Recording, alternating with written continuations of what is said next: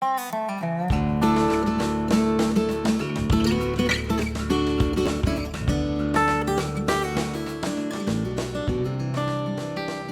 been at my table and you've seen the reactions people come down the aisle at the coin shows, and they stop at my table and say, they ooh and ah and say wow, and remark that they've never seen anything like this.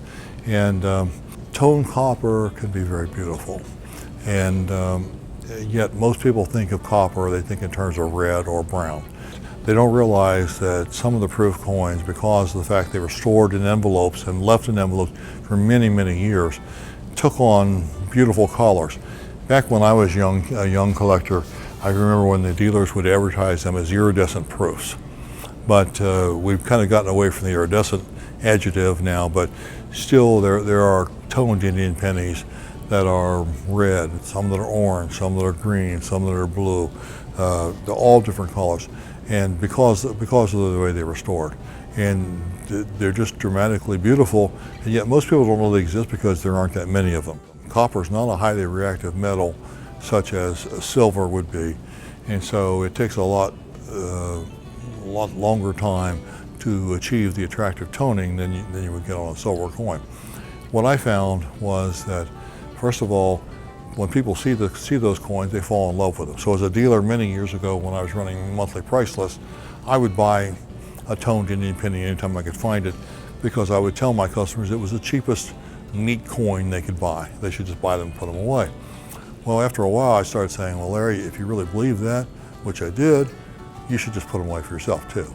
And so at that time, maybe 17, 18, 19 years ago, I just started buying up every pretty toned Indian proof penny I could find and putting them away. I bought them out of auction, I bought them on the wharf floor. Eventually people started bringing them to me because they knew I was buying them. And at first I was just putting them away, without the idea of building a complete collection. And then after a while, after I got a certain number of different dates, I thought it would be really cool to have a complete collection of these.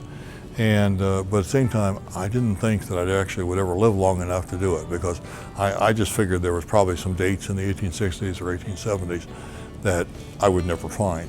But lo and behold, about 2 years ago, I completed my collection of all dates. And by that time, I'd accumulated a lot of duplicate coins where I'd upgraded from here or there, and I'd never sold it as duplicates. So I started putting some of those out on display at coin shows, and what I found was that there was just a massive interest. Like I said, most people didn't even know they existed, but once they saw them, they fell in love with them.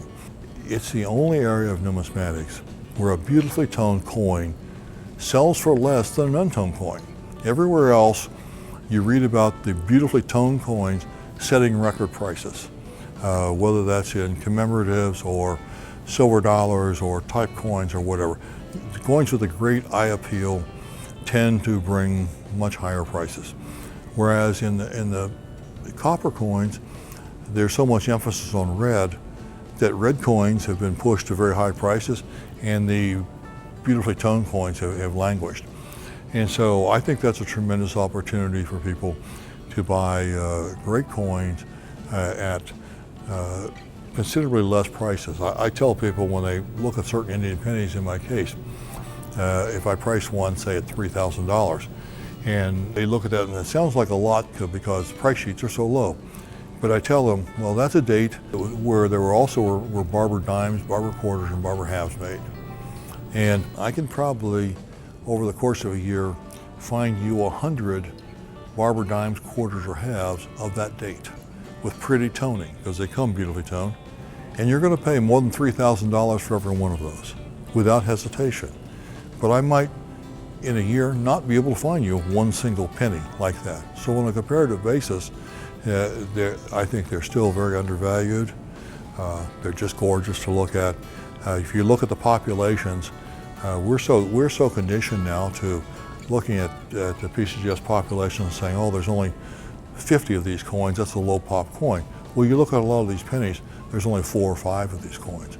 And it would shock people to know that despite the fact that in all the barber issues, you look at any particular date, there's dozens of 67s graded.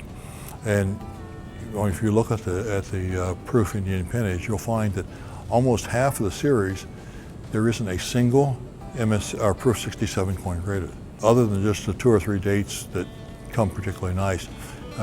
Most of the coins, if you look at the MS67 or proof 67 population, you're looking at 1, 2, 3, or 4 coins. And that, in any other series, that would be considered extremely rare. But in the pennies, you can buy an absolutely gorgeous, monster, beautiful coin with an extremely low population at still a very affordable price.